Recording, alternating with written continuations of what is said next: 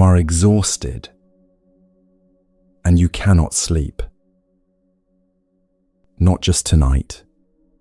This has been going on for a while. The tiredness that follows you through the day, the mind that will not stop when the room goes dark, the mornings where you wake up already worn before the day begins. 1 in 3 adults is lying awake right now with the same problem. Not because something is wrong with them, but because no one ever showed them how to cross the gap between exhaustion and rest. That gap is real. The body lying down, the mind still running. The distance between those two states is where sleep goes to die for most people in the modern world. 2,500 years of Buddhist practice have been sitting with this exact problem, watching it, understanding it, and developing specific responses to meet it at its root.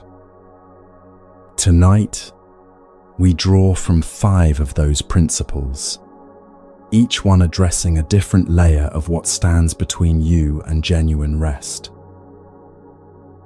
People who stay with this practice find their way to sleep that actually feels like rest, to mornings that feel lighter than they have in years. You do not need to believe that will happen tonight. You only need to stay. Find a position your body can settle into. Let your hands rest open, and let this be the last effort your mind makes tonight. Here is what is happening inside the body right now. During the day, the nervous system runs on cortisol, a hormone that keeps you alert and capable of handling whatever the hours demand. Cortisol has a natural rhythm. It peaks in the early morning and falls steadily through the hours that follow. By evening, it is supposed to be low enough for a clear internal signal to arrive. The day is done, the threat has passed, it is safe to let go. For most of human history, that signal arrived without any effort on your part. The sun went down, the fire burned low, the tribe grew quiet, and the body simply followed. Sleep did not require practice then. The conditions arrived and the body knew what to do. Today, those conditions no longer arrive on their own. Screens tell the brain it is still noon. Late emails tell the nervous system the workday has not ended. The endless scroll, engineered to produce a small spike of urgency every few seconds, keeps cortisol elevated long past the hour it should have fallen. The body lies down, but the system does not switch. The mind keeps running the day's operations in a body that has no more day left to fill. The Buddha observed this same pattern across decades of watching human experience. He watched people who were tired but could not rest. He watched the mind rehearse tomorrow, replay old conversations, manufacture anxieties from nothing. And across his many teachings, he returned again and again to one central observation. The restless mind is not broken. It is conditioned. And what is conditioned can be met with practice. Tonight, we draw from 5 of those teachings. Not a single method the Buddha presented in one place, but 5 principles he returned to throughout his life, each one addressing a different layer of what stands between you and rest. One more thing before we begin. What we are doing tonight is different from trying to force sleep. Trying to sleep is like trying to open your hand by squeezing it. The harder you press toward rest, the more the nervous system registers effort, and effort is the signal that work is still in progress. These 5 practices do not ask the mind to stop. They give the mind somewhere specific and quiet to go. One by one, they restore the signal the body has always known how to follow. The first practice begins now. Before the mind can settle, the body needs to know that it is safe. This is not a metaphor. The nervous system makes a continuous assessment of everything it can sense. The temperature of the air against the skin, the quality of the light in the room, the pressure of fabric against the body, the sounds arriving from outside, the sounds the body itself is making. When that assessment finds anything unresolved, the system stays alert. When it finds nothing left to manage, the system begins to release. For 2,500 years, Buddhist practice has understood something essential about this moment. The deliberate act of withdrawing from stimulation as the day ends, quieting the senses, closing the channels through which the world reaches in, is not deprivation. It is preparation. You are not cutting off the world. You are sending the nervous system a signal it has been waiting for. There is nothing more that needs your attention tonight. The watch is over. You can step down from the post. This first practice works from the outside in. The room first, then the body, then the mind's relationship to the night itself. We move slowly through each layer. There is no part of this that needs to be rushed. Begin where you are. Take a moment to notice the room as it actually is right now. Not to judge it, not to compare it to any ideal, simply to register what is here. The surfaces around you, the temperature of the air against your face and hands, the quality of the light falling into the space, the sounds present in this room, near ones and far ones, familiar ones and ones you cannot place. You do not need to do anything with any of this. Simply notice it. This noticing is already the beginning of the practice. If any screen is still on in this room, turn it off now. Not down, not turned away, off. The light that screens produce reaches into the brain's chemistry and actively suppresses the signal the body needs to initiate sleep. This effect continues for up to 90 minutes after the last exposure. Every minute the screen stays on is another minute that signal is delayed. Every minute it stays off is a minute the signal is allowed to build. Turning it off is not a small gesture tonight. It is the most direct message you can send the nervous system, that part of the day is finished. The information has stopped arriving. You can begin to close. Now consider the light that remains. If the only light available is bright and white or blue-toned, work with what you have. But if you have access to a lamp with warmer tones, yellow, amber, anything close to the color of late sunset or candlelight, use it now and let the cooler lights go. The brain's oldest regions read warm light as fire, as dusk, as the ancient signal that the active hours have ended. The nervous system does not need to understand this consciously. It simply responds. It has been responding to this cue for longer than human memory can reach. Temperature is part of the preparation too.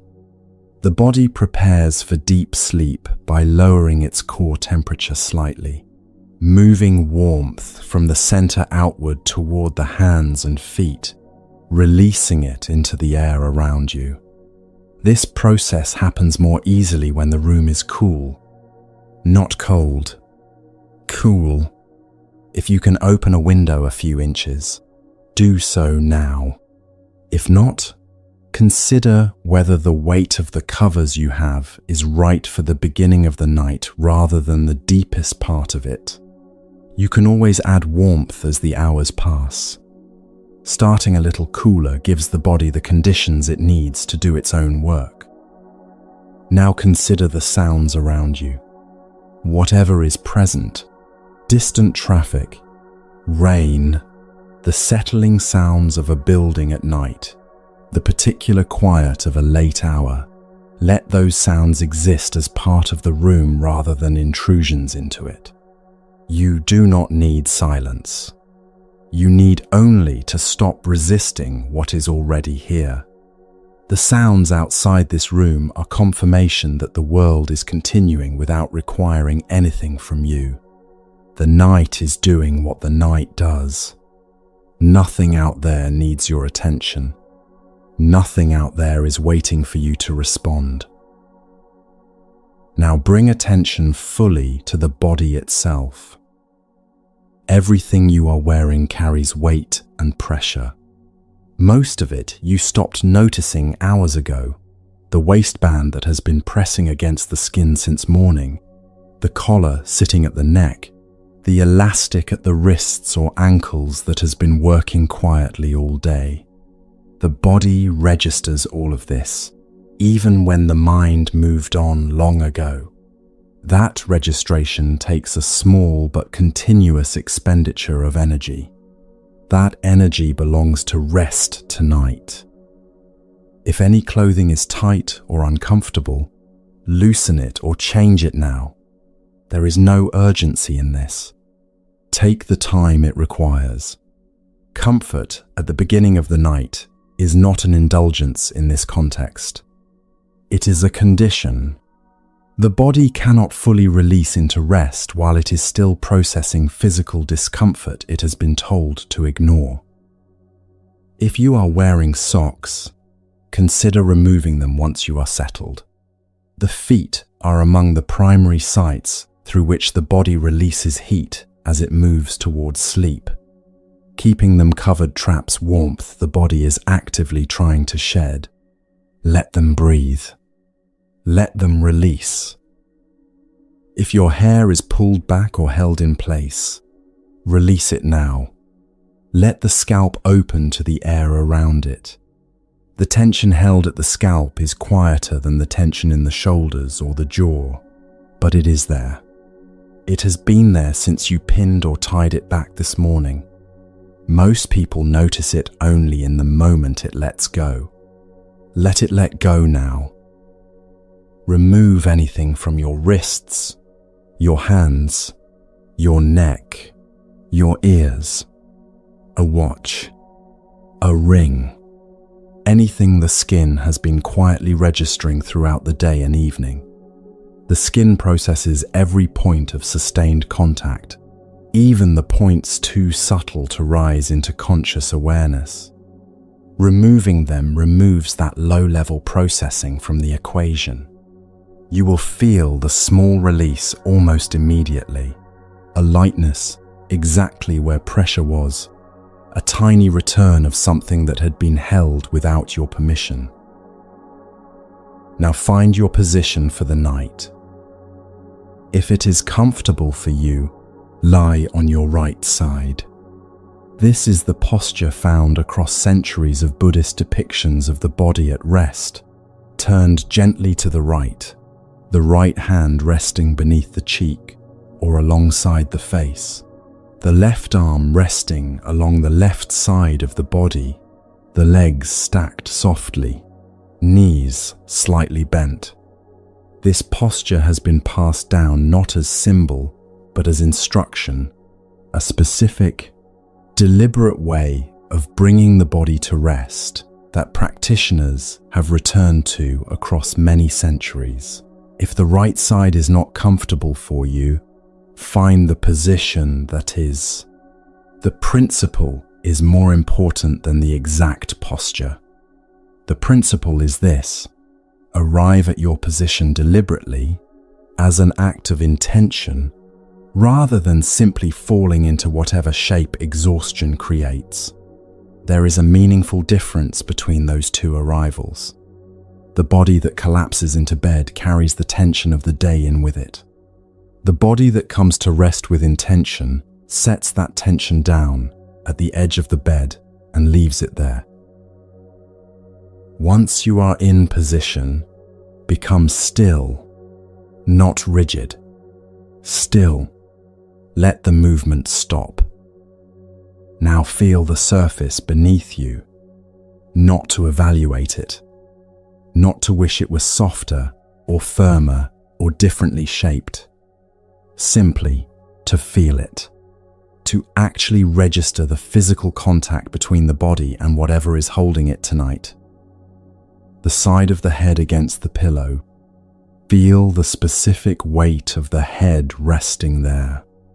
The skull is heavier than most people realize. It has been balanced and carried all day. The pillow is carrying it now. You are not carrying it. The shoulder pressed into the surface below. Feel the exact place where that contact happens. The shoulder has been raised and held and tensed and moved through every hour of this day. Right now, it is doing none of those things.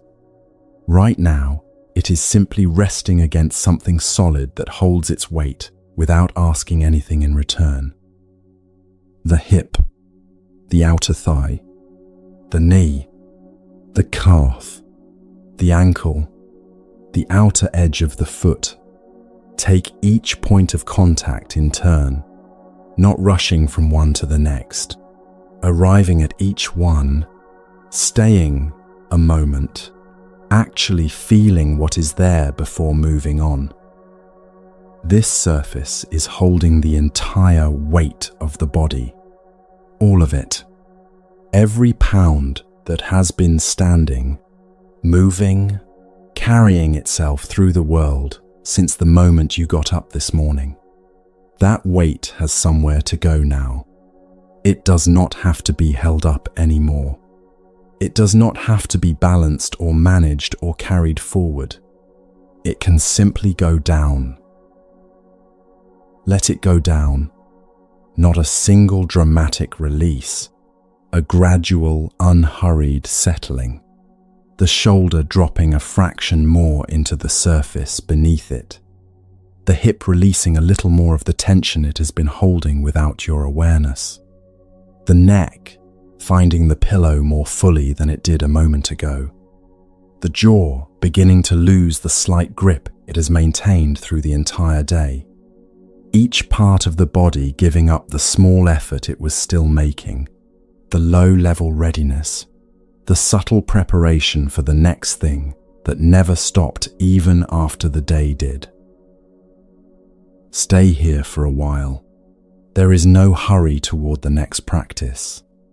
The night will hold you here as long as this settling needs to take.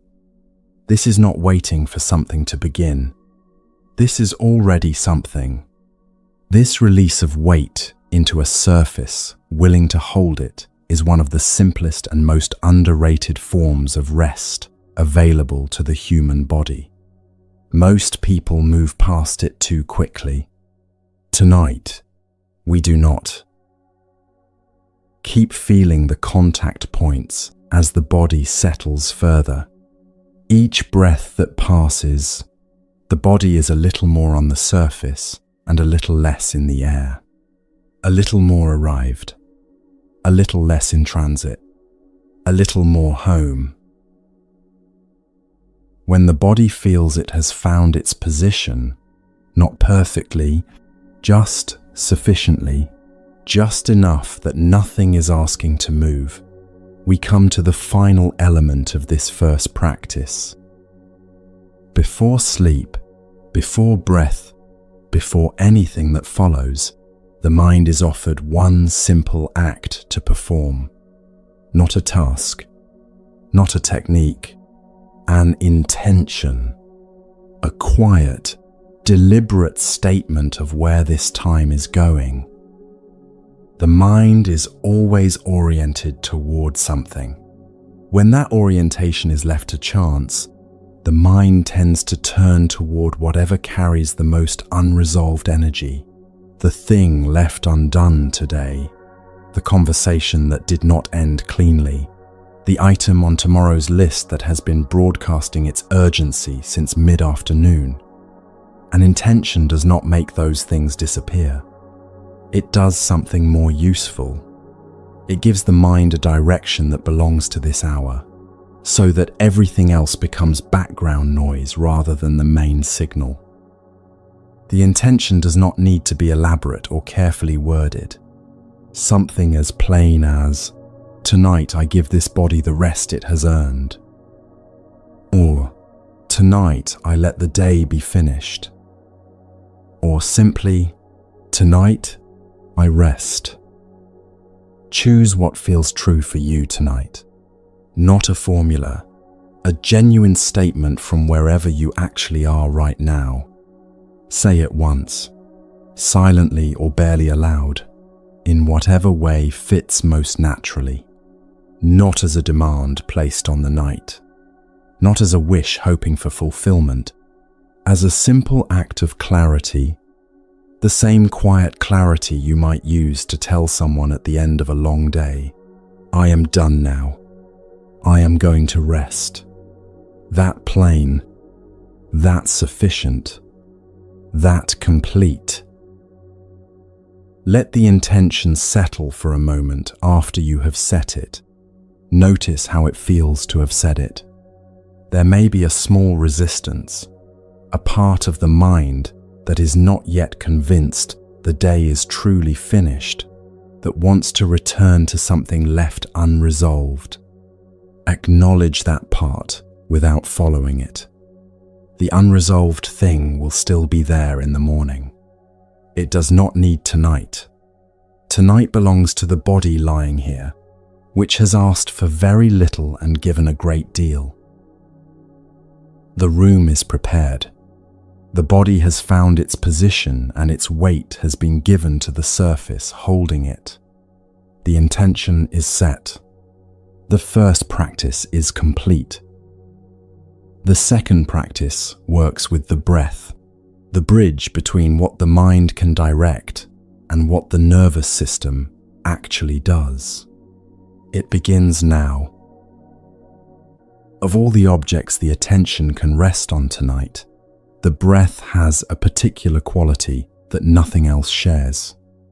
Every other object the mind might turn to, a sound in the room, a sensation in the body, a thought passing through, is something the mind encounters from a distance.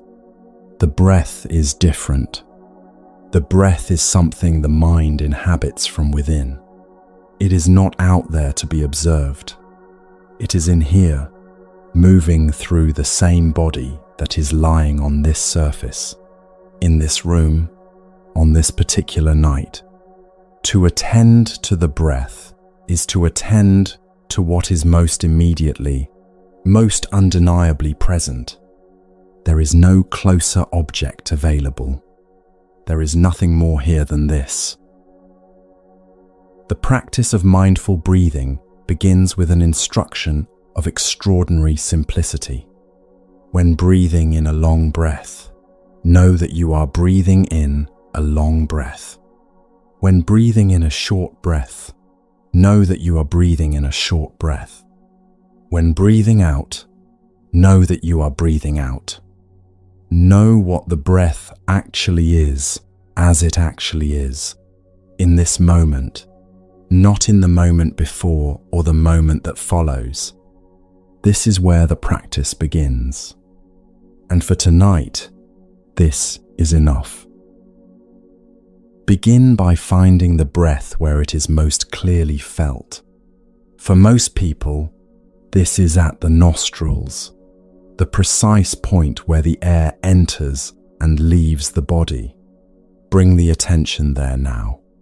Not to the idea of the nostrils, not to the image of them, but to the actual physical sensation that is happening at that exact location right now. The feeling of air moving across the skin at the rim of each nostril, the slight coolness on the way in, the slight warmth on the way out, the movement itself, the specific quality of air entering this body in this moment and leaving again. Stay at the nostrils for a few breaths. Just this sensation, just air moving across this one small area of the body. Notice whether each breath is long or short, not as a judgment about what the breath should be, as simple recognition of what it is. Long or short, the way you might notice whether a step you take is large or small, without attaching any meaning to it. Long or short, just that, just knowing. Now follow one complete breath from beginning to end. Begin with the very first movement of the inhale, the moment the air begins to enter at the nostrils. Follow it through the full path inward, through the nostrils, through the passage in the throat, into the chest as the lungs receive it, the ribs widening outward, the belly moving forward slightly, the whole front of the body opening with the breath as it fills.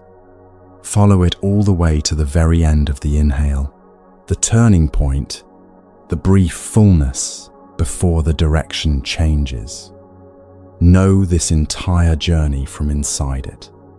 Know whether this breath was long or short. Now the exhale, follow it with the same completeness. From the very first release of air outward, through the full movement of the exhale as it leaves, the chest lowering, the belly gently returning, the ribs settling inward, the warmth of the outgoing breath at the nostrils. Follow it all the way to the end, the natural stillness at the bottom of the exhale, the moment when the breath has fully left and the body rests briefly without breath, waiting for the next inhale to arise on its own. Wait there. Do not anticipate the next breath. Let it come when it comes.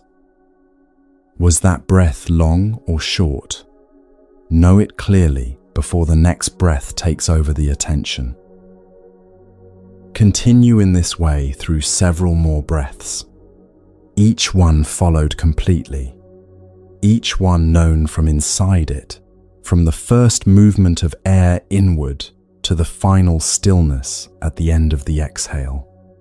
Each one long or short, exactly as it is, not as you would prefer it to be. You may notice that some breaths are easier to follow than others. Some are clear and distinct from beginning to end. Others are less distinct, the transitions harder to locate, the turning points less obvious. This is the breath as it actually is. The practice does not require every breath to be equally clear. It requires only that you stay with each one as it is, clear or not, following what is actually here rather than what would be easier to follow. Now let the field of awareness widen slightly, still with the breath at the center, still knowing the breath as it moves, but also opening to the whole body that breathes. The breath does not only move in the chest and the belly, the whole body participates in every breath. With each inhale, feel the rib cage expanding in all directions at once, forward, sideways, and slightly backward into the surface the body is resting on. Feel the movement in the lower back as the breath reaches into the lower regions of the lungs. Feel the gentle shift through the shoulders as the chest fills. Feel the movement all the way up through the neck, the gentle rise that reaches even the crown of the head when the breath is slow and full enough. The whole body participates. The whole body breathes. Breathing in, experience the whole body breathing in. Breathing out, experience the whole body breathing out. The chest releasing, the lower back settling a little more into the surface beneath it, the shoulders dropping a fraction further toward the bed. The whole body on the exhale returning to itself, to the stillness that is its natural state when nothing is being asked of it. Breathing in, the whole body.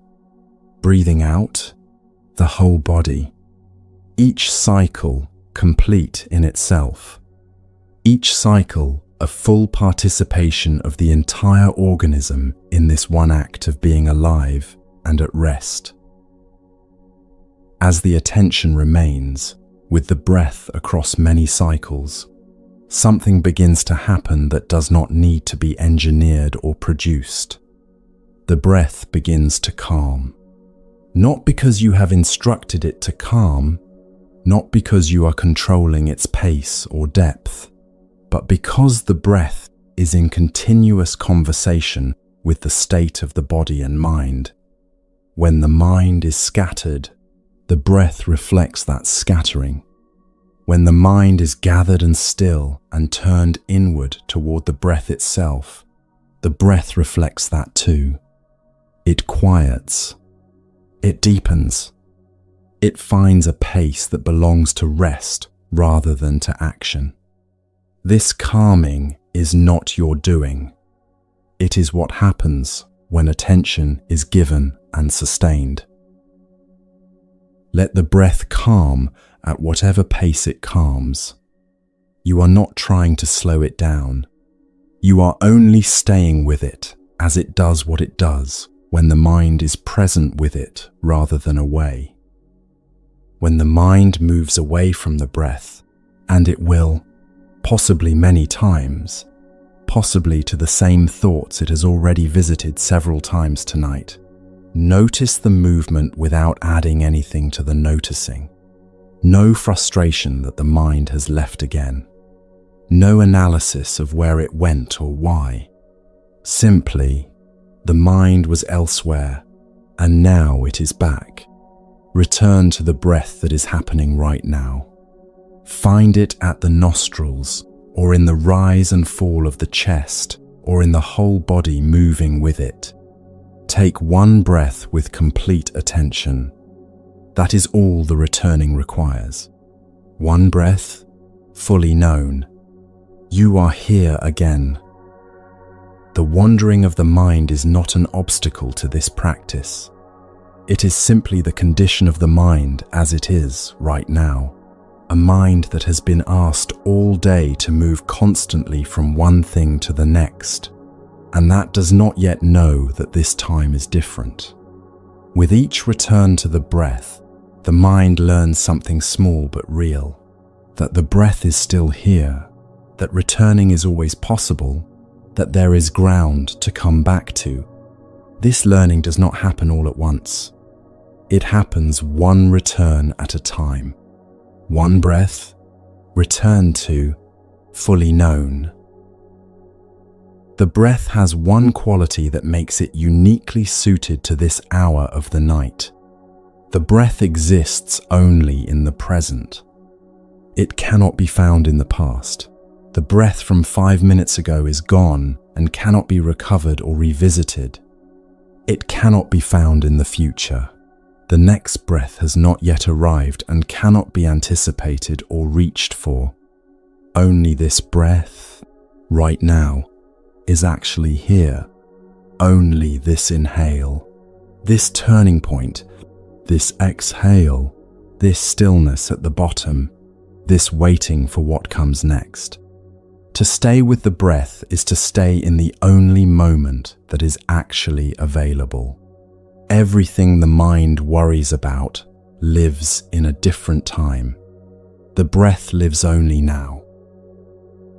Stay here now, with the breath that is actually present, knowing it, following it, breathing in, knowing you are breathing in, breathing out, knowing you are breathing out.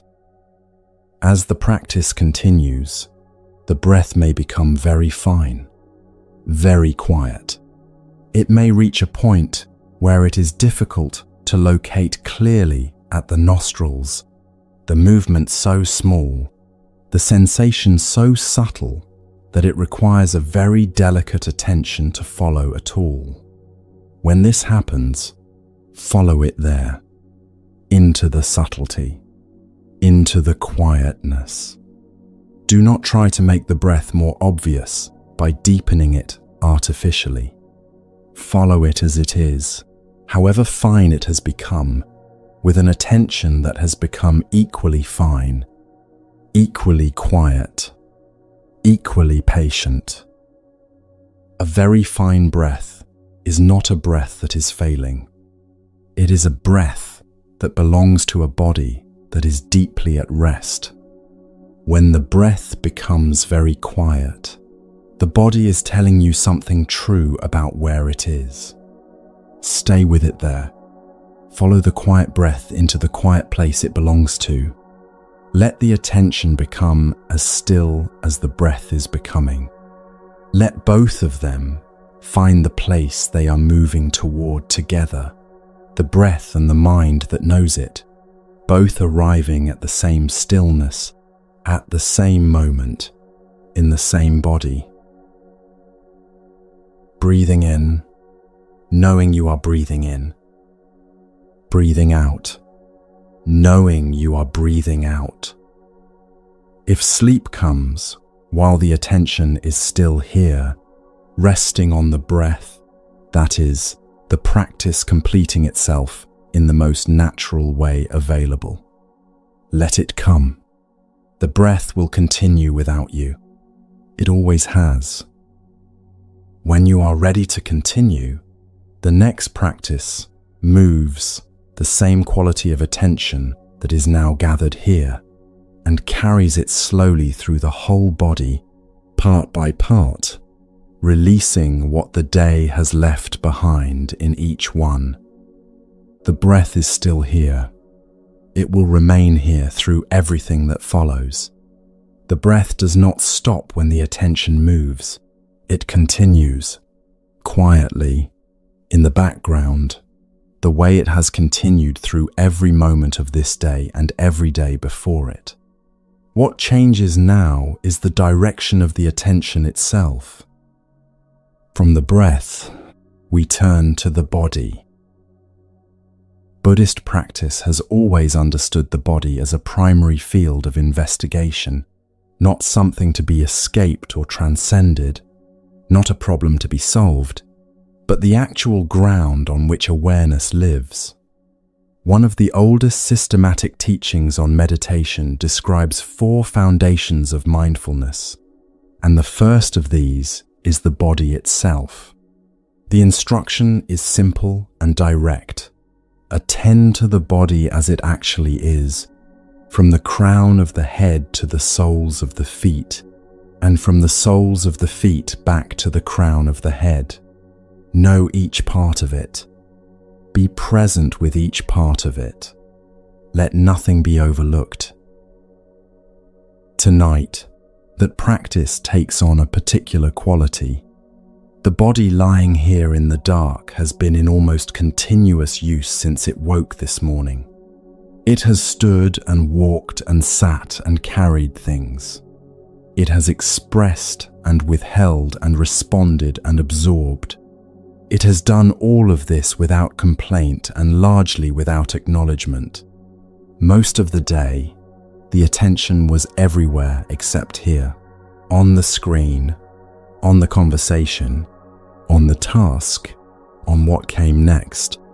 The body simply continued, registering everything that passed through it, carrying it all without being asked whether it was ready to carry more. Now the attention comes home. Not to fix anything, not to correct anything or improve it. Simply to be present with the body as it is right now, part by part, without hurry, with the same patient attention that was given to the breath. When attention arrives at any part of the body, something in that part often changes. Tension that was held without awareness begins to release. The body responds to being noticed, not because anything is being done to it, but because attention itself is something the body can receive. The body knows the difference between being attended to and being ignored. It has known this difference all day. Begin at the crown of the head. Bring the attention to the very top of the skull, not to the idea of it, to the actual physical sensation of that location right now. The weight of the head against the pillow, the temperature of the scalp, any sensation present at the top of the head, however faint. Simply know this part of the body. Be here with it for a moment before moving on. Now the forehead. Bring the full attention to the forehead, the broad surface of it, from the hairline down to the eyebrows. The forehead is one of the primary places where the effort of concentration gathers and stays. A day of reading, of screens, of problem solving, of navigating difficult situations. All of it tends to collect here, in a subtle drawing together of the muscles above the eyes. Most people carry this tension for so many hours that they stop noticing it entirely. Bring the attention to the forehead now and simply know what is there. Do not try to change it. Do not try to smooth it out. Just bring the light of awareness to this place and let it rest there. The space between the eyebrows themselves, the temples on each side of the head, where tension from the day often pools without ever fully releasing. Know each of these places. Let the attention move slowly, without skipping anything. There is time for all of it. The eyes, the eyelids resting closed, the eyeballs beneath them, soft and still in the darkness behind the lids. The eyes have been working since the moment they opened this morning, processing light, tracking movement, reading, watching faces, adjusting to screen after screen after screen. They are still now. Let the attention rest on them as they rest. Know them as they are. Closed, quiet, done with seeing for tonight. The nose, the cheeks, the weight of the face itself, a weight that most people never notice because the face is always in use, always expressing something, always oriented toward the world. Right now, the face is not oriented toward anything. It is simply here. Know it here. The jaw. Bring particular attention to the jaw. The jaw is one of the places where the day lives longest after the day has ended. Everything that was swallowed rather than spoken, every moment of held patience, every careful choice of words, every moment of suppressed frustration, these tend to remain in the jaw long after the circumstances that produced them have passed. Bring the attention there now, not to force anything, simply to know what is there, to bring the awareness to the jaw and let it arrive. Notice whether there is any holding there. Notice whether the teeth are touching or slightly apart. Notice the area of the jaw joint just in front of each ear, where so much of the day's unexpressed tension gathers. Know all of this. Stay here a moment longer than feels necessary. The mouth, the lips, the tongue resting at the bottom of the mouth or lightly against the palate. Let the attention move through the whole face now as a single field. Forehead, eyes, cheeks, jaw, mouth, knowing the whole of it as the body of a face that has spent its day in the world and is now, finally, at rest. Now the neck, the column of the neck, which has balanced the weight of the head through every waking hour. The sides of the neck, the back of the neck, the front of the throat, through which everything spoken today has passed on its way into the world. Know the neck as it is now, horizontal, no longer bearing weight upright, resting against the pillow in a way that the day never permitted. Simply be here with it. The shoulders. Move the attention to both shoulders simultaneously. The shoulders carry more than the arms. They carry the posture of a person's relationship to what is expected of them. They rise when demands accumulate. They draw in when something must be endured. They hold long after the reason for holding has passed. Bring the attention fully to the shoulders now, the tops of them, the outer edges, the back of each shoulder, the place where the neck meets the shoulders on each side. Know this area completely. Stay with it. Let the attention itself be the only thing you offer here. Nothing else is needed from you. The upper arms, the elbows, the forearms, the wrists. Let the attention move down each arm in turn, slowly, knowing each part as it passes through the field of awareness. These arms have been reaching and lifting and carrying all day. They are at rest now. Let the awareness meet them in their resting.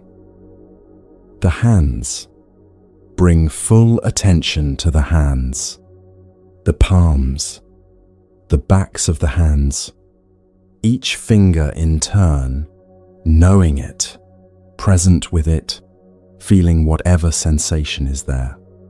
The hands have been among the most active parts of the body today, typing, holding, gesturing, touching.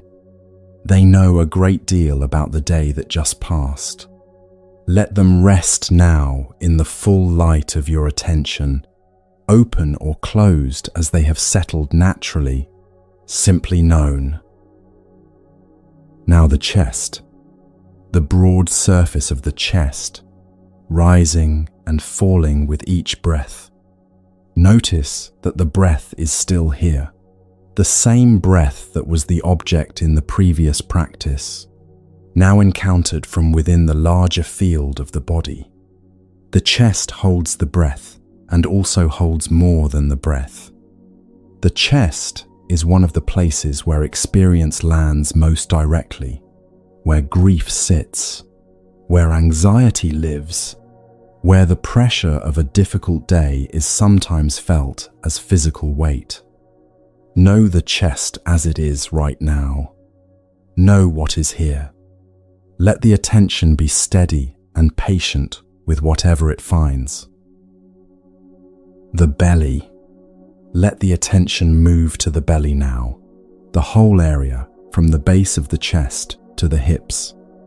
The belly is often held tighter than people realize, a subtle drawing in that persists through much of the waking day, a bracing against what might come next. Bring the attention here and simply know the belly as it is. Notice whether it is moving freely with each breath or whether there is still some holding present. Notice the warmth of it. Notice whatever sensation is here. Do not push the attention away. Stay. The lower back. Bring attention to the lower back, the area of the spine between the shoulder blades and the pelvis, which bears so much of the structural load of upright living. Notice how the lower back meets the surface it is resting on tonight, whether there is contact there or a small gap. Whatever is present, simply know it. The lower back rarely receives direct attention. Give it that attention now, fully, without hurry. The hips, the pelvis, the point of the hip resting against the surface below. The weight gathered here. Know this. Stay here. Now the legs. Let the attention move into the thighs, the long muscles of the front and back of each thigh, which have been working to move the body through the world since morning. Know the thighs as they are now, still, heavy, resting against each other or against the surface below. Move through the thighs slowly, not rushing toward the knees. There is time for the thighs. Let the attention stay here until this part of the body feels genuinely known. The knees, the particular weight and warmth of the knees as they rest. The backs of the knees, which rarely receive any attention at all. Know them now. The calves, the shins, the long muscles of the lower leg that have been propelling the body forward all day. They are not propelling anything now. They are simply here. Know them here. The outside of each ankle, the Achilles tendon at the back of each heel, the heel itself pressing into the surface or resting against the other leg. Each of these places known, attended to, not overlooked. The feet. Bring the attention all the way to the feet, the tops of them, the soles, the heels, each toe in turn. The feet have carried the entire weight of the body across the whole length of this day. They have touched the ground thousands of times. They end this day here, resting, no longer bearing anything. Know them all the way to the tips of the toes. Let no part of the body be left unattended tonight. Now let the attention open to the whole body at once. From the crown of the head to the soles of the feet, the entire body lying here in the dark, known part by part and now known as a whole. Feel the body as a single field of sensation rather than a collection of separate parts. The breath moving through the whole of it, the weight of it resting on the surface below, the warmth of it in the night air. This body, exactly as it is, having been given the attention it did not receive through the hours of the day. Notice whether the body feels different now than it did when the practice began. Not different in the sense of changed or improved, different in the sense of more present, more fully inhabited, more here. The body that was simply the vehicle for the day's activities is now something known from inside, attended to, present with, not left behind in the rush to get somewhere else. The breath continues. The body rests in the full awareness that has now moved through every part of it. And the mind, having spent this time attending closely to the body it inhabits, is now ready for the fourth practice, one that works not with the sensations of the body, but with the quality of mind that is now gathered and still enough to receive it. A practice that moves from knowing the body to actively cultivating something within it. Goodwill, warmth, the wish for well-being that Buddhist tradition has always understood as one of the most direct paths toward genuine peace. Something has shifted since this night began. The body that was carrying the full weight of the day when you first lay down is not the same body that is here now. It has been attended to. Each part of it has been known. The breath has moved through it with full attention. And now the practice turns towards something different in character from everything that has come before. What has come before has been practice directed at what is already present, The room, the breath, the body. What comes now is a cultivation, a deliberate turning of the mind in a particular direction and sustaining it there long enough for that direction to become the quality of the mind itself. The direction is goodwill, genuine wishing well, the orientation of the mind toward the happiness, the well-being, and the freedom from suffering of a living being, beginning with yourself and then moving outward without limit. Before we begin, something important must be said about what this practice is and what it is not. It does not ask you to feel anything you do not feel. It does not require warmth as a precondition. It does not ask you to manufacture an emotion that is not present or to pretend to a happiness that tonight does not contain. The mind may be tired right now.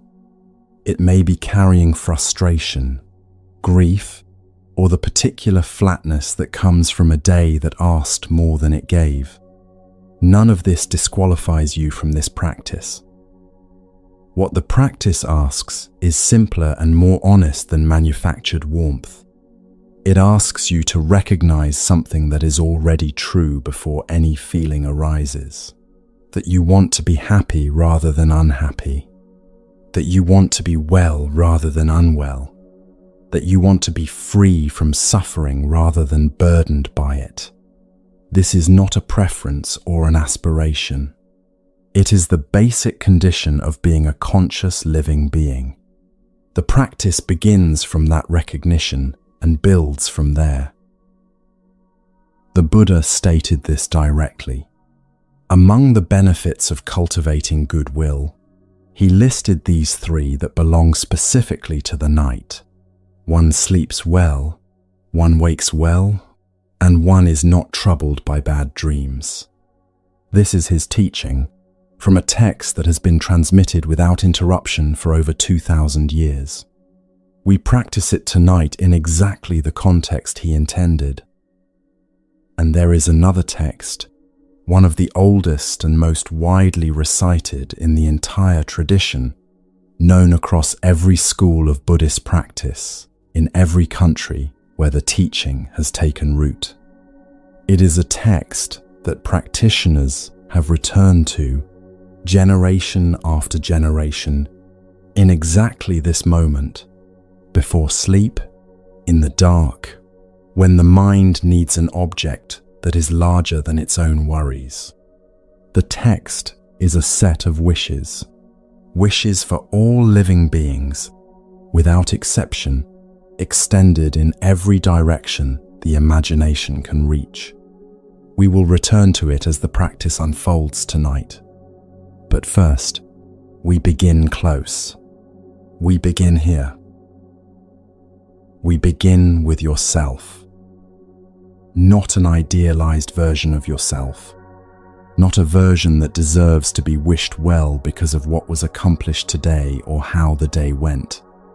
Simply yourself, this person, lying here, tired, with whatever is unresolved, still unresolved, with whatever was difficult today still present somewhere in the body and the mind.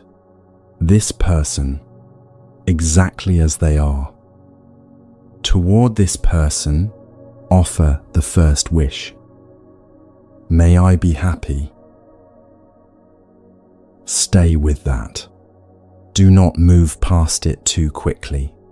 Let the words find whatever space is available to receive them. There may be resistance, a part of the mind that has conditions attached to its own happiness that does not feel this person has earned the right to be wished well tonight. If that resistance is present, notice it without following it. Return to the wish itself. May I be happy. May I be well. Well-being is not the same as happiness. Happiness is something the mind reaches toward. Well-being is something that can be present even in difficult moments. The basic functioning of the body, the breath still moving, the capacity to lie down and rest after the day is done. Even tonight, with everything that has been heavy, some degree of well-being is here in this room. The wish for your own well-being is a wish for the continuation and deepening of what is already present. May I be well. May I be free from suffering. Not free from difficulty. The teaching does not promise the removal of difficulty from life. Free from the suffering the mind adds to difficulty, the layer of harsh self-judgment on top of what went wrong, the weight of tomorrow's problems carried into tonight, where they cannot be solved, the exhaustion of a mind that will not allow itself to rest, because rest has not yet been earned. May this mind, in this body, on this night, be free from that additional weight. May I be free from suffering. May I be at peace. Peace is not the absence of everything difficult. It is the quality of the mind when it is not at war with what is. When it has, even temporarily, set down the effort of trying to make things other than they are. This peace is available in this room, in this body, tonight, not as something to be achieved, but as something to be allowed. May I be at peace. Stay with these 4 wishes for several more cycles. May I be happy. May I be well. May I be free from suffering. May I be at peace. Move through them slowly, without hurry, letting each one be genuinely meant before the next arrives. Let the repetition deepen the quality rather than dilute it. Now bring to mind someone you love without difficulty, someone whose face arrives warmly and easily, someone whose happiness you want without condition, simply because they are who they are to you. Let that person be present in the awareness now, not as a thought to be analyzed, simply as a living being who is, like you, somewhere in this same night, wanting to be happy, wanting to be well, wanting to be free from suffering, wanting to be at peace. May you be happy. May you be well. May you be free from suffering. May you be at peace. Notice what happens when goodwill moves towards someone the mind genuinely cares for. The quality is different from when the wishes were directed inward. Something in the mind opens slightly. The contracted state of a mind watching over its own concerns begins, even briefly, to loosen. This is what the practice is pointing at. This quality, this specific loosening. Let the circle widen further now, beyond this one person, outward to all those whose lives have touched yours. Family, friends, people known well and people known only briefly. Each of them somewhere in this night. Each of them wanting the same 4 things. May all of you be happy. May all of you be well. May all of you be free from suffering. May all of you be at peace. And now the ancient text returns. The text that practitioners have recited before sleep across centuries begins with an act of extraordinary scope. It does not stop at the people we know. It does not stop at the city or the country or the world as we can imagine it. It sends goodwill outward in every direction that exists, and then beyond the directions into the boundless. Whatever living beings there may be, the text says, without exception, whether weak or strong, whether long or large, medium or short, small or vast, whether seen or unseen, those who dwell near and those who dwell far, those already born and those yet to be born. May all beings, without a single exception, be happy. Let that wish move through you now, not as words to be recited mechanically, as a genuine extension of what has been building in this practice since the beginning. The goodwill that started with yourself and moved to those you love is now asked to move further, past the boundaries of the known, past the limits of the personally meaningful, out into the full extent of what lives and breathes and wants to be happy on this night. May all beings be happy. May all beings be well. May all beings be free from suffering. May all beings be at peace. Now the 4 directions. The ancient text does not only send goodwill outward in a circle, it sends it in every spatial direction. And this is not a poetic flourish. It is a practice instruction. The mind is being asked to hold goodwill without any boundary at all, not bounded by who deserves it, not bounded by who is nearby, not bounded by what can be imagined. Goodwill without obstruction, without exclusion, without limit.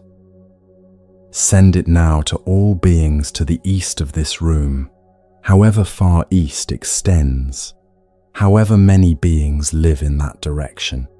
May all beings to the east be happy.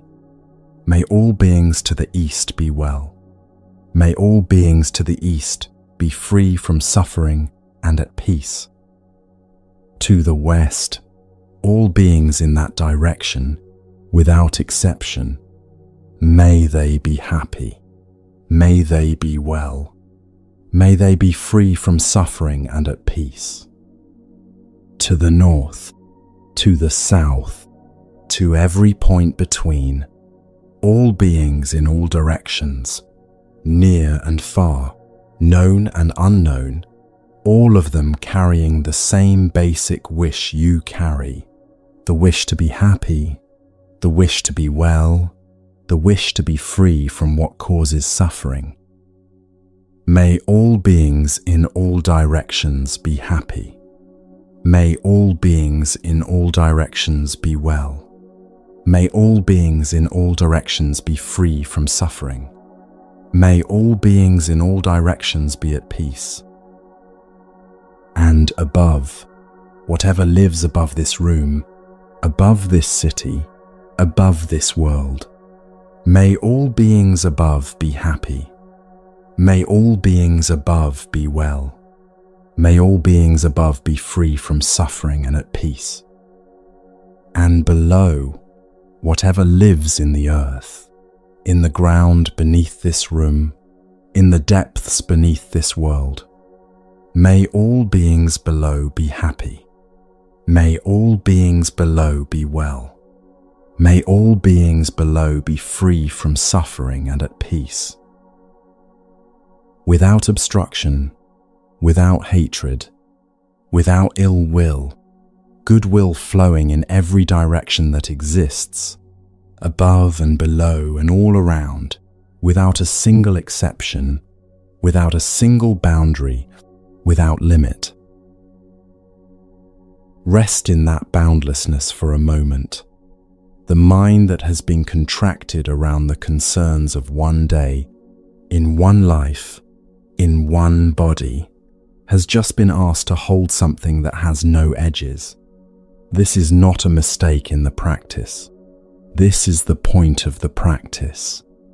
A mind that is genuinely attempting to hold goodwill without any boundary at all is a mind that has, at least for these moments, left behind the small and exhausting project of monitoring its own performance. It is fully occupied with something else entirely, something that belongs to this hour and to no other. Let the wishes continue at whatever pace they continue, or let them dissolve into the quality they have produced and simply rest in that quality without the words. Either way is the practice. The words are a vehicle. What they carry is what matters. The fifth and final practice of the night works with something that is now available because of everything that has come before. A mind that has attended to the body, known the breath, and extended goodwill without boundary to all beings in all directions. What remains is simply to let the day be finished, to recognize that what this night requires is not more effort but less, not more doing, but the wisdom of knowing when doing is done. The goodwill that has been moving outward through this practice has done something to the quality of the mind. There is more stillness here than there was at the beginning of the night. More room. The fifth practice works within that room. It is the final practice, and in some ways the simplest. It asks the mind to do one thing: see clearly what is already true about tonight. The teaching that underlies this practice comes from a single verse in a text that has been carried and recited for over 2,000 years. The verse says this: health is the highest gain. Contentment is the highest wealth. Trust is the best relative. And the highest happiness is the release from craving. Health is the highest gain. Contentment is the highest wealth. Let those two lines rest in the mind for a moment. The teaching is making a very specific claim about what actually matters in a life. Most people spend their days accumulating more, better, further along. The teaching says, among all the things you can have, contentment, the simple sense that what is here is enough, is worth more than any of them. And contentment is something that accumulating can never produce. It is found only by stopping and looking clearly at what is already present. This matters tonight because of something very specific the mind does when the lights go out. It measures. It reviews the day and runs it through a kind of accounting.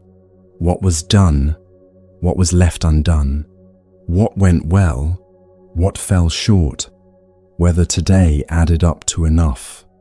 This measuring can go on for a long time in the dark, and it never quite reaches a conclusion, because the measuring mind never settles on what enough actually means. It just keeps measuring, and while it is measuring, the nervous system remains in the state that the 4 previous practices have been gently, patiently working to release. Contentment is the recognition that the measuring can stop, that the day was what it was, that the person lying here did what they did with what they had, that the unfinished things are real and will wait without needing any attention from the mind tonight to stay real. Monks and nuns in the tradition, this teaching comes from practiced contentment as a daily discipline. The practice was concrete. Accept what is offered in terms of food, clothing, shelter, and medicine, and let that be sufficient for the day.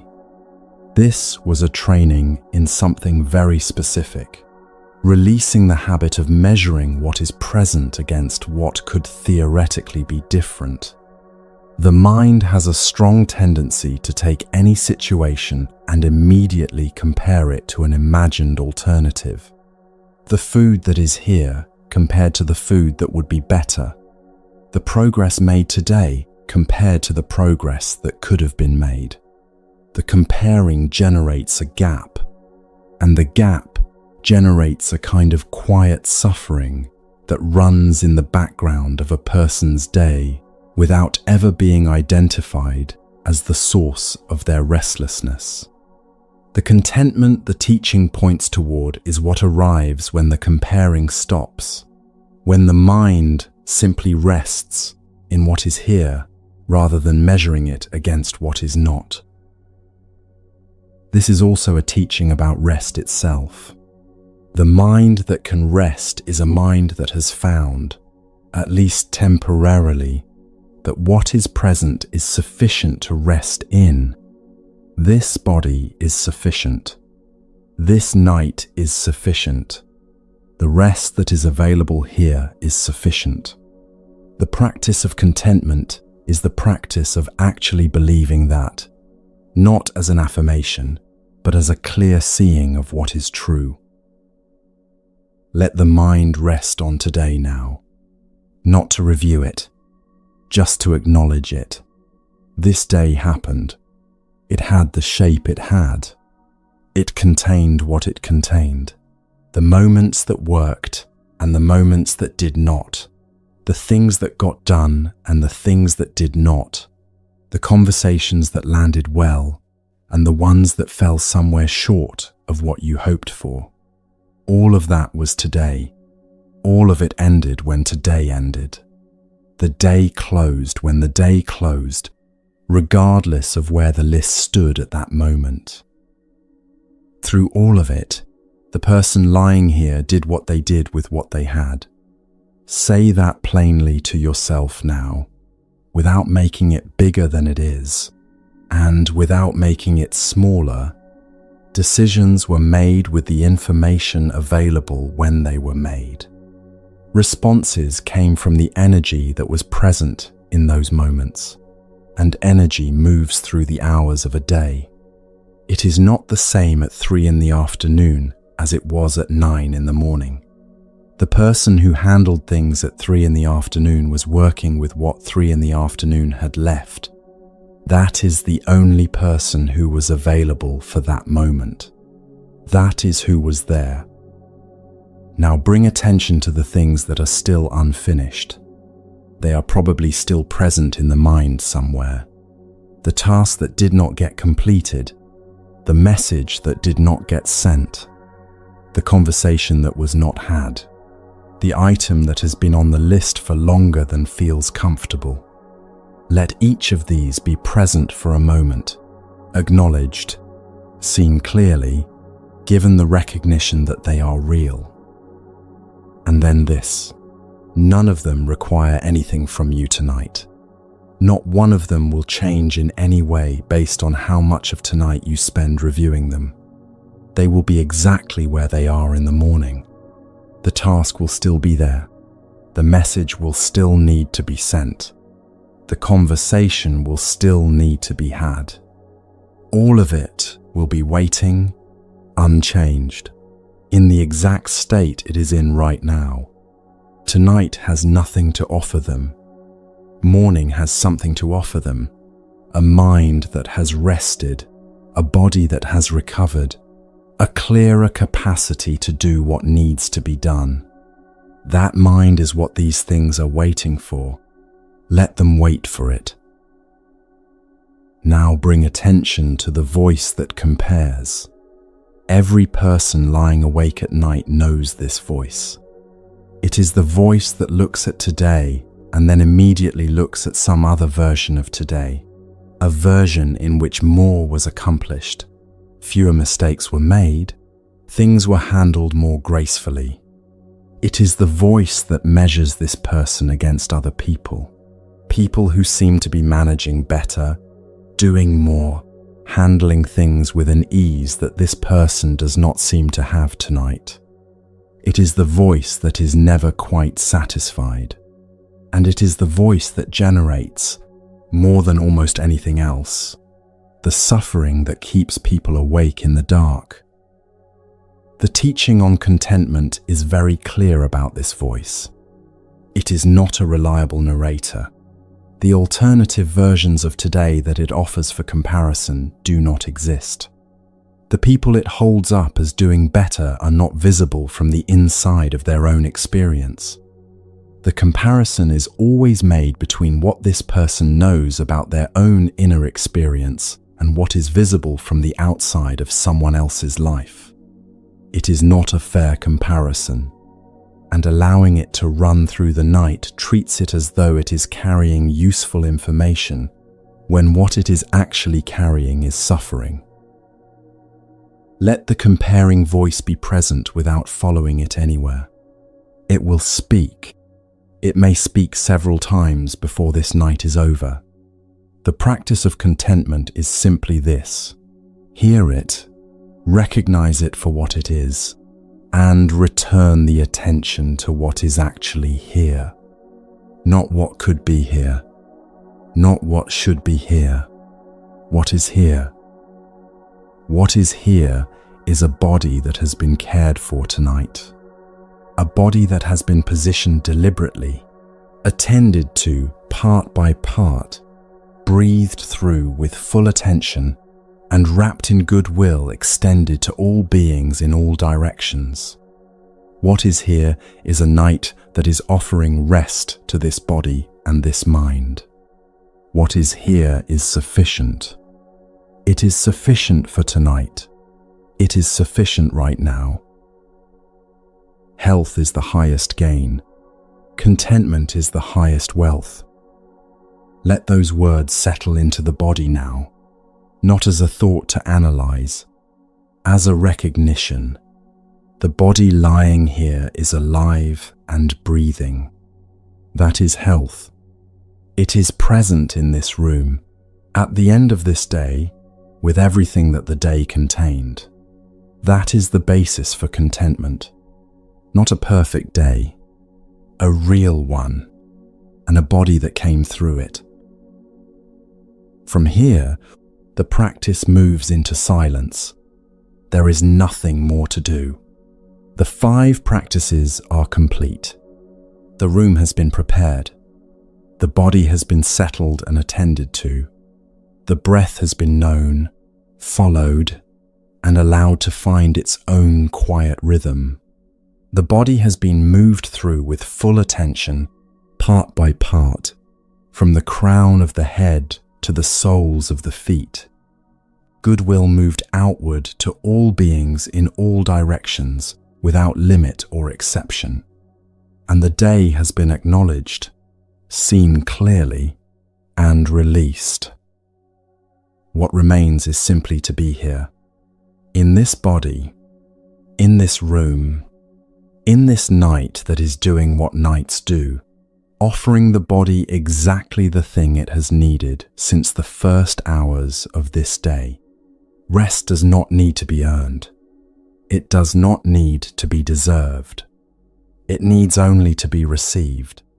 And you have built the conditions for receiving it through everything that has happened in this room tonight. Let the breath continue as it continues. Let the body rest as it rests. Let the mind be exactly as quiet or as active as it is, without adding anything to it and without asking it to be otherwise. If sleep comes now, let it come. If thoughts continue for a while longer, let them move through the way clouds move through a sky that does not need to do anything about them. The 5 practices are behind you now. What follows in this night is not another practice. What follows is an understanding, a look at what is happening inside the body when genuine rest arrives, so that when sleep comes, you come to it knowing something real about what you are stepping into, about what the night is actually for, about why the body has been asking for this all day.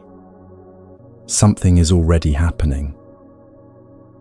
Right now, in this body, in this room, in this dark. You do not need to do anything to make it happen. You do not need to guide it or understand it or assist it in any way. It is already in motion. It has been moving toward this moment since the first hour of this day, building through every hour of waking, waiting with the patience of something that knows its time will come, waiting for exactly this. The body finally still, the mind finally quieter than it has been all day, the room dark and safe, and no longer asking anything of you. What is happening is healing. And the remarkable thing, the thing that both an ancient tradition and modern science have arrived at, from completely different directions, using completely different tools, is that this healing was not an accident. It did not happen simply because the body was horizontal and the lights were off. It happened because of what you brought to this night, because of the quality of attention and care that moved through the 5 practices, because the body was prepared rather than merely exhausted into stillness. The tradition understood this, and in a different language, so does the science. Buddhist practice has always placed the body at the center of the path. This is not what people often expect when they think of meditation or of spiritual practice. Many traditions treat the body as something to be overcome, as a source of distraction, an obstacle, something the serious practitioner learns to ignore or move past. Buddhist teaching takes the opposite view. The oldest instructions on meditation begin with the body. The body is the first foundation. The body is the ground on which everything else is built. And a ground that is neglected, a ground that is depleted, a ground that is never given what it requires to remain capable, cannot support what is planted in it. Practitioners who lived inside this tradition across many centuries observed something that any person who has ever tried to meditate while genuinely exhausted already knows. The quality of the mind available for practice depends directly on the quality of rest the body has received. A body that has not slept cannot sit with the patience that the practice requires. A mind that has not been given the depth of rest it needs becomes reactive where it would otherwise be steady, clouded where it would otherwise be clear, brittle where it would otherwise bend without breaking. The fatigue is not something a determined practitioner can simply push through.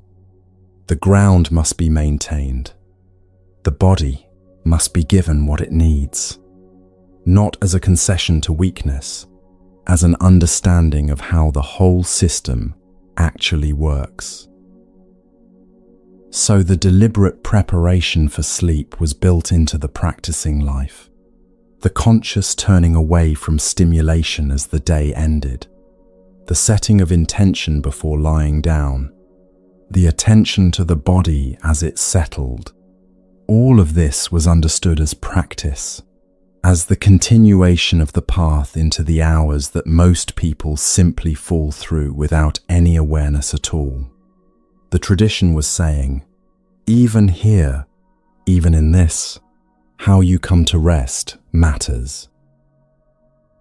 Modern science came to the sleeping body much later, with instruments and methods that the ancient teachers never had. And the picture it found inside the sleeping body was extraordinary. Not the body waiting passively for morning, not the brain simply switched off until needed again. Something far more active, far more purposeful, far more essential to the capacity of the person who would wake the next day. During sleep, the brain clears itself. The activity of thinking and feeling and deciding through the hours of waking leaves behind biological residue that accumulates through the day. During sleep, specifically during the deepest stages of sleep, the spaces between the brain cells widen considerably. Fluid flows through those widened spaces in slow, rhythmic pulses. The residue of the day is carried away with it. The brain wakes each morning cleaner than it was the night before. If it was given the depth of rest where this process can actually run, in a brain that regularly reaches that depth, this clearing happens fully, night after night, like a room that is cleaned each evening so that the morning finds it ready. In a brain that does not regularly reach that depth, the residue accumulates, slowly, day by day, in ways that are not always visible until the accumulation has been building for a long time. The tradition said, care for the body or the practice will suffer. Care for the ground or what grows in it will diminish. Science found that the brain left uncleaned by insufficient sleep becomes, over time, measurably less capable. The clarity dims. The memory weakens. The capacity to respond to what is difficult with steadiness rather than reaction erodes in ways the tired mind is often the last to notice about itself. These are not two separate discoveries. They are the same truth arrived at through entirely different means by people separated by 2,000 years and a completely different understanding of what the body is and how it works. Deep sleep also does something else. Something that has no waking equivalent and cannot be replicated by any amount of conscious effort or deliberate reflection. During the deepest stages of sleep, the experiences of today are processed and integrated. What was learned is strengthened. What was practiced is consolidated into something more deeply held than it was before sleep. The conversation that brought new understanding, the problem that was worked through, the small moment of insight that arrived unexpectedly in the middle of an ordinary afternoon. All of it is given a more permanent home in the memory during the deep stages of sleep than it had when the day ended. The person who wakes tomorrow knows more deeply, understands more fully, is more capable in the areas where today brought practice, because of work done in the silence of the night, without any effort from them at all. The tradition identified tranquility as one of the 7 conditions for wisdom to develop, 7 qualities of mind that, when cultivated together, create the conditions under which genuine clarity and understanding become possible. Tranquility is the 5th of these, the deep settling of the body and the mind together, the quality that arises when restlessness has been met and worked through, and what remains is genuine stillness. The teaching is precise about what this quality makes possible. From tranquility, a natural joy arises. From joy, the mind becomes fully gathered to itself, no longer scattered across the 1,000 concerns of the day. And from that gathered mind, the kind of seeing that goes all the way through a thing and understands it as it actually is becomes possible. The whole chain of conditions begins with settling. The whole sequence that leads toward wisdom begins with rest. Science found that deep sleep is where the brain consolidates what it has learned, integrates what it has experienced, and prepares the mind that will wake tomorrow to be more than the mind that went to sleep tonight. The tradition found that tranquility is the condition under which wisdom deepens and understanding becomes more complete. The mind that is always running cannot integrate what it has encountered. The mind that is allowed to stop, genuinely stop, receives in the stopping what the running could never produce. This is not a loose analogy between 2 different things. It is the same observation about the same mind made from 2 different vantage points across 2,000 years. In the second half of the night, the brain does something else entirely, something that no waking hour can replicate or substitute for. During the stage of sleep in which dreams occur, the brain returns to the emotionally significant moments of the day.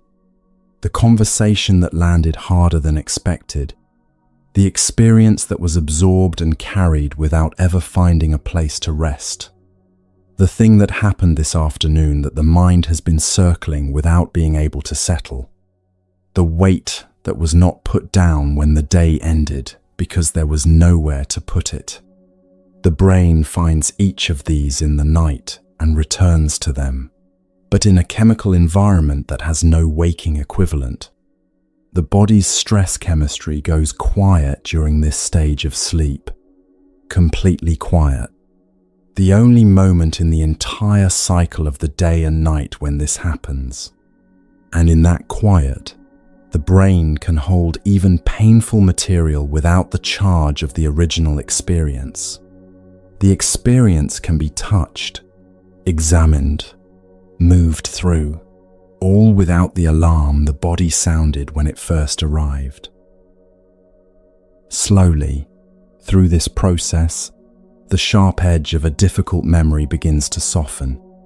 The weight that felt impossible when it first landed becomes, in the careful hands of the sleeping brain, something slightly more possible to carry.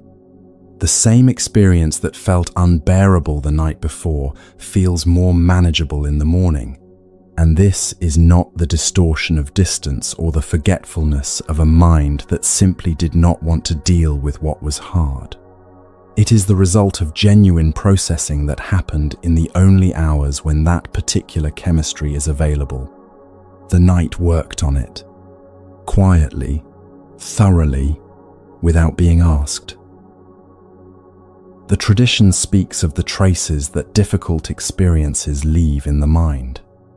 Impressions that accumulate over time and that, when left unmet, to shape the way the mind responds to everything that comes after them.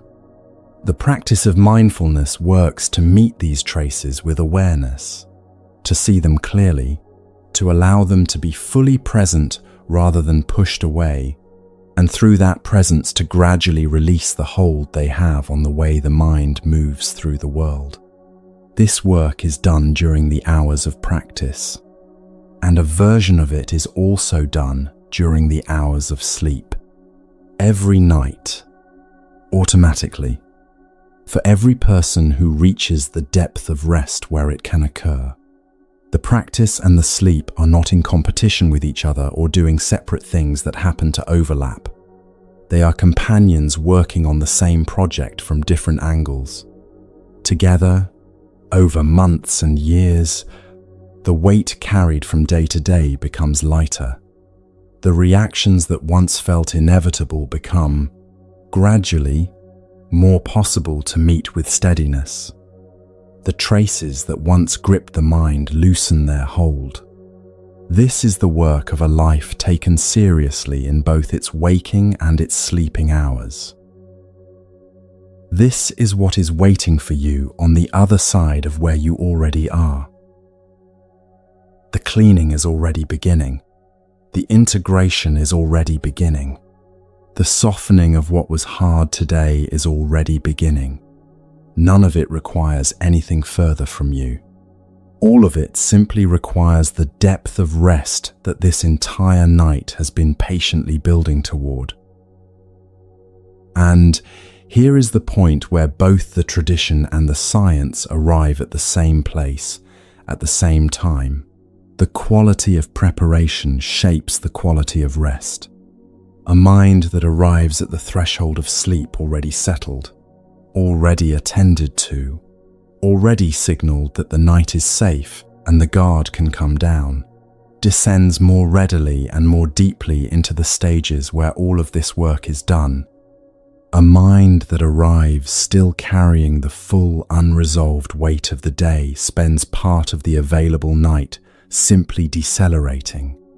And the time spent decelerating is time taken from the cleaning, the integration, the softening, the work the night is for. Think about what happened in this room tonight. The body was placed in its position with deliberate intention. The breath was found and followed with full attention, known as it actually was, long or short, all the way in and all the way out. Each part of the body was visited and attended to from the crown of the head to the soles of the feet. Goodwill moved outward to all beings in all directions without limit or exception. And the day was seen clearly, acknowledged for what it was, and released into the night that is capable of receiving it. Each of these was a signal. Each one was the practice's way of telling the nervous system, in the language it actually understands, that the threat has passed, the guard can come down, the night is safe, the depth of rest is available, and everything that requires that depth is ready to begin. The body arrived at this threshold prepared. The mind arrived quieter than it has been all day. The work of the night can begin from here rather than from wherever the unresolved day would have left things. Now the 5 practices return one final time, slower than before, with longer silence between each step, with the knowledge that the body has already traveled this path once tonight and carries the memory of it in the way the body carries what it has learned, not as information, but as something known in the muscles and the breath and the settling of the weight against the surface. What was encountered for the first time earlier this night is now familiar. The familiar path asks less of the mind. It can be walked more easily, more quietly, more deeply, with less distance between the first step and the place the path leads. Let the body lead now. Let the mind follow the body the way it learned tonight to follow the breath, without grasping at what comes next, without holding on to where it has been, without needing to confirm that it is doing this correctly. Simply here, moving with the practice, moving in the direction of the rest the body has been building towards since this night began. The night knows what to do with a body and a mind brought to it this way. Follow the breath back to where the practice begins. The path is already inside the body. It was learned earlier tonight. The body traveled it once already. It knows the direction. It knows how each step feels from the inside. What is asked of you now is only this: follow where the body already knows to go. No effort. No careful attention to whether you are doing this correctly. The second time through a path asks less of the mind than the first time did. Simply be here. Simply move with what comes. Begin by noticing the body in its position, the weight of it against the surface, the places where the body and the bed meet, the head against the pillow, the shoulder pressed into the surface below, the hip, the outer leg, the ankle, the foot. All of these points of contact. All of this weight that does not have to be held up anymore tonight. Feel the surface holding all of it. Every pound, every part of the body that has been standing and moving and carrying itself through the world since this morning. The surface takes all of it now, without effort, without asking anything in return. Let the body settle a little more deeply into that support. Not a dramatic release, a gradual giving over, the shoulder dropping a fraction more, the jaw releasing a little, the breath moving through a body that is, with each passing moment, a little more on the surface and a little less in the air. Before the breath practice begins, set the intention for this second pass. Not an elaborate intention, something very simple. Something as plain as, tonight I follow where the body leads. Or simply, tonight I let go. Whatever is true for you in this moment. Say it once, quietly, and then release it. Now the breath. Find it where it is easiest to feel. At the nostrils, perhaps the slight coolness of air entering, the slight warmth of air leaving, or in the rise and fall of the chest, or in the slow movement of the belly.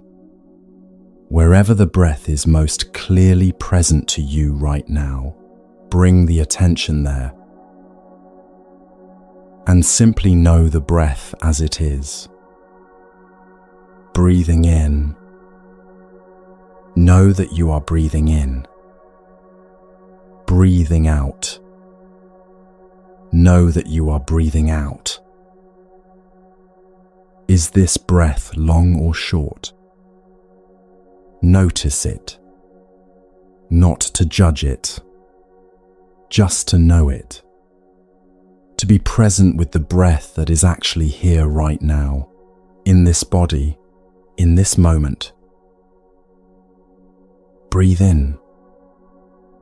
Follow the breath all the way in. From the first movement of air at the nostrils, through the passage inward, into the chest as it opens to receive the breath, all the way to the end of the inhale, the brief fullness before the direction changes. Breathe out. Follow the breath all the way out. The chest lowering, the belly releasing, the warmth of the outgoing breath at the nostrils, all the way to the end of the exhale, the natural stillness at the bottom, the pause before the next breath arrives on its own. Wait in that stillness. Do not reach for the next breath. Let it come when it comes, in its own time, at its own pace. Breathing in, knowing you are breathing in. Breathing out, knowing you are breathing out. Let the whole body breathe now. With each inhale, feel the whole body receiving the breath. The ribcage expanding in all directions. The belly rising gently. The slight movement that passes through the shoulders, the neck, all the way to the top of the head. The whole body participating in this breath. With each exhale, feel the whole body releasing. The chest lowering. The belly softening. The back settling a little more into the surface below it. The whole body on the exhale returning, with each cycle, to a place that is a little more still, a little more inward, a little more at rest than it was on the breath before. Breathing in, the whole body. Breathing out, the whole body. If the mind has moved away from the breath, and it may have, many times, simply return. No commentary about having left. Just return to this breath, the one that is happening right now, the only one that is actually here. Breathing in, breathing out. the breath becoming quieter, finer, more gentle with each cycle. The body following the breath into the quiet place the breath is moving toward. Stay with the breath now without any further instruction. Simply breathing. Simply knowing. When you are ready, let the attention open from the breath to the body. We move through the body now. Slowly, from the top of the head to the soles of the feet, each part attended to, each part known, nothing left in the dark. The crown of the head, bring the attention there now. The top of the skull, the weight of the head resting, the temperature of the scalp. Simply know this part of the body. Be here with it. The forehead, the broad surface of it, the space between the eyebrows where the day's concentration has been gathering since morning. Bring the attention here and let it rest. Do nothing with what you find. Simply arrive here and stay a moment. The eyes, closed and still. The eyelids soft. The eyes that have been working since the moment they opened this morning. Done with seeing for tonight. Let the attention rest on them as they rest. The jaw, the place where so much of the day's unexpressed weight tends to gather and remain. Bring the full attention here. Simply know what is present. Let the attention itself be everything you offer this place.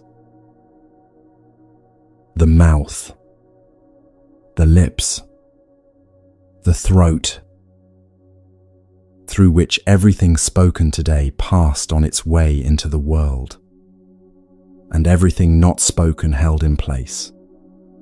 Give this place a moment of recognition. The neck, no longer bearing the weight of the head upright, resting now in the way the day never permitted. Know it here. The shoulders, both of them, the tops, the outer edges, the backs, the place where the neck meets the shoulder on each side. Everything this area was asked to carry today. Bring the attention fully here and simply let it arrive.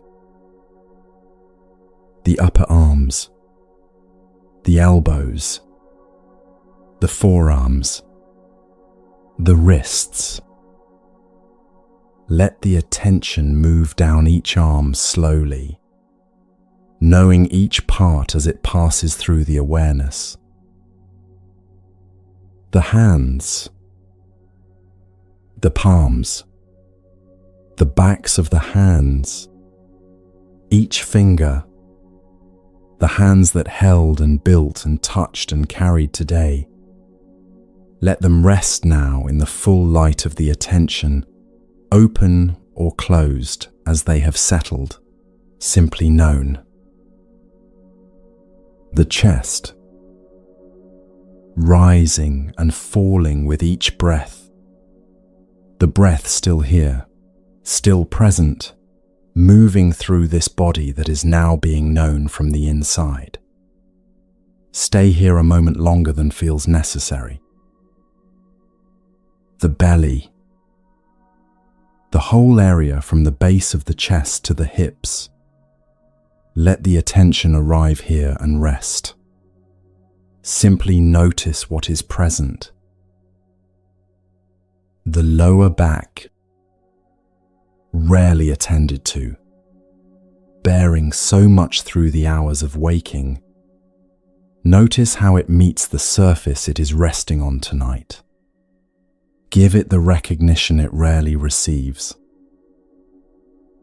The hips, the pelvis, the weight gathered here, the foundation of the body at rest.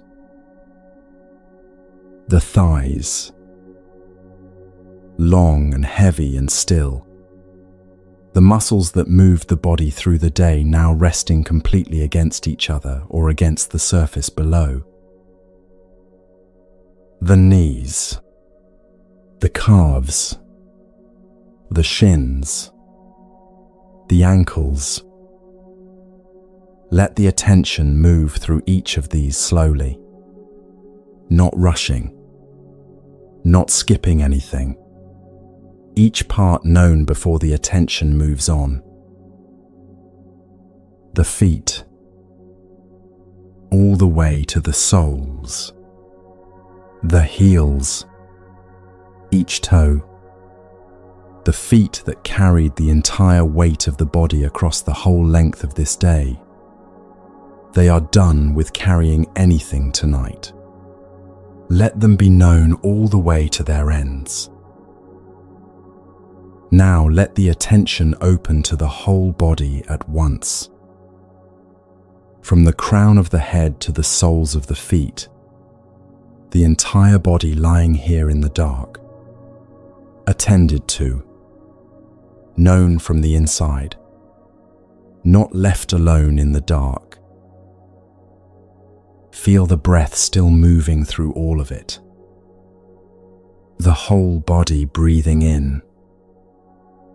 The whole body breathing out. Stay here for as long as the body asks you to stay. And when you are ready, the fourth practice. Bring yourself to mind. This person, lying here, in this room, at the end of this particular day, with everything it contained. And toward this person, the first wish. May I be happy. May I be well. May I be free from suffering. May I be at peace. Let the wishes settle. Let them be as genuine as they can be in this moment. Not forced. Not performed. As honest as anything you have said all day. May I be happy. May I be well. May I be free from suffering. May I be at peace.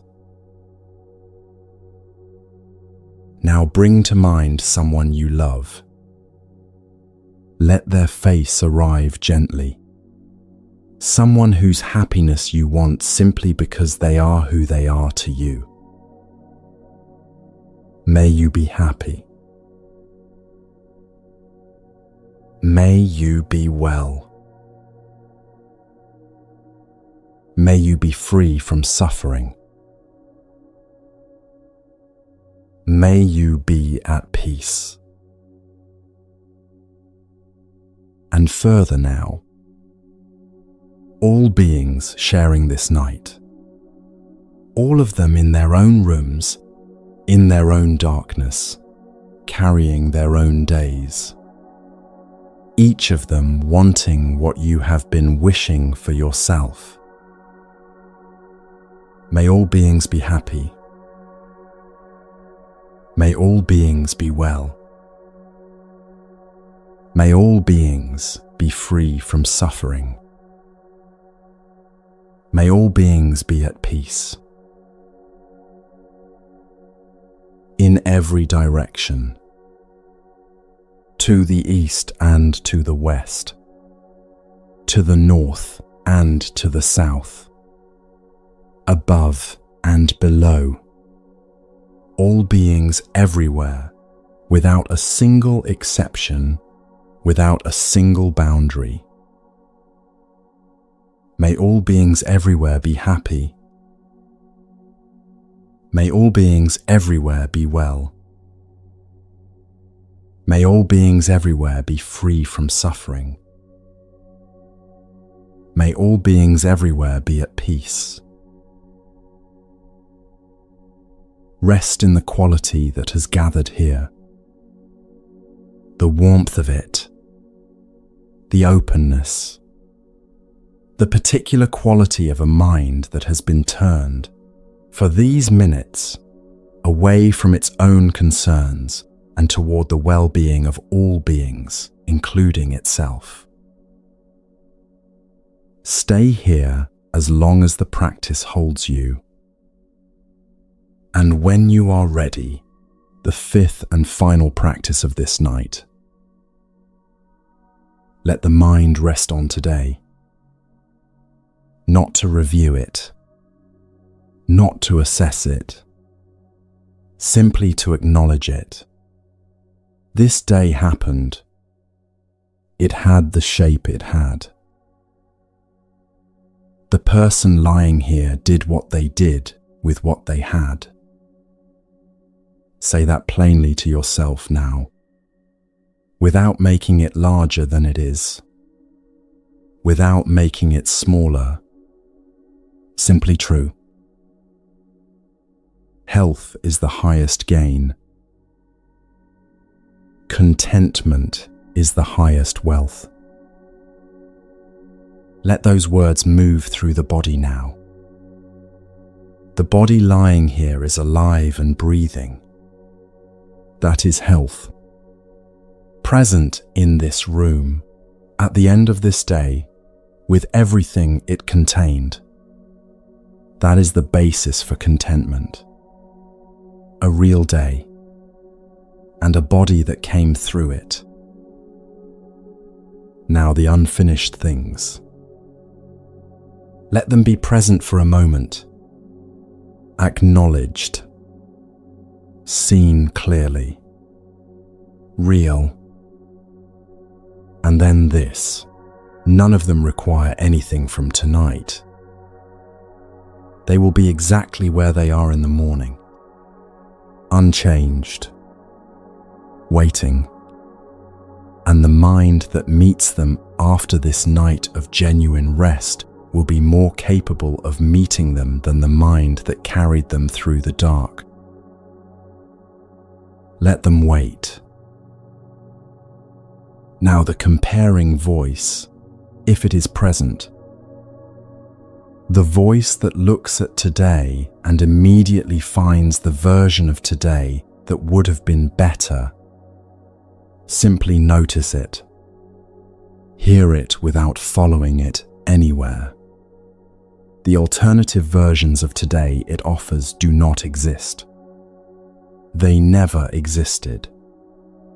What existed is this person, this day, this body that is here now. What is here is enough. For this night, for this body, for this moment, what is here is enough. Let the measuring stop now. Let the reviewing stop.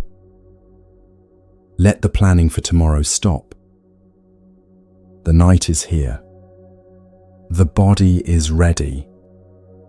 The 5 practices are complete. There is nothing more to do. The breath continues. In and out. The body resting in the stillness that 5 practices have built. The cleaning already beginning. The integration already beginning. The softening of what was hard today already beginning. All of it happening without any effort from you now. All of it simply requiring the one thing you have been building all night, the depth of rest that comes to a body and a mind that have been genuinely prepared. Let the breath be very quiet now. Let it find the pace that belongs to a body that is done for the day. Fine and slow and gentle, almost imperceptible. The breath of a body that has, at last, completely stopped. If sleep comes now, let it come. There is nowhere else to go. Nothing else to do. No further practice. No further instruction. Only this breath and the body breathing it, and the dark that is holding both of them gently through this night. The body knows what comes next. Let it lead. Let the breath be the last thing the mind holds. And then let even that go. Simply here. Simply breathing. Simply this. The night is doing what nights do. And you are doing what you came here to do. Rest. Morning will come. It always does. And when it comes, something will be different about the person who wakes to meet it. The cleaning will have happened. The integration will have happened. The softening of what was hard yesterday will have happened. Not because anything in the world changed while you slept, but because the mind was given the depth of rest in which it does its most essential work. Before the first obligation of tomorrow reaches for you, there will be a moment. A single, brief moment between sleep and the beginning of the day. The eyes not yet open. The body awake but the day not yet started. A moment of pure receiving before the mind begins its familiar work of planning and reviewing and preparing. Stay in that moment a little longer than usual tomorrow. Notice what is there. Notice how the body feels before any story about the day has been added to it. Notice whether something that was heavy last night is lighter this morning. That is the practice continuing. That is the night having done what nights are for. That is the body returning what was given to it. Tonight was enough. You were enough. Sleep well.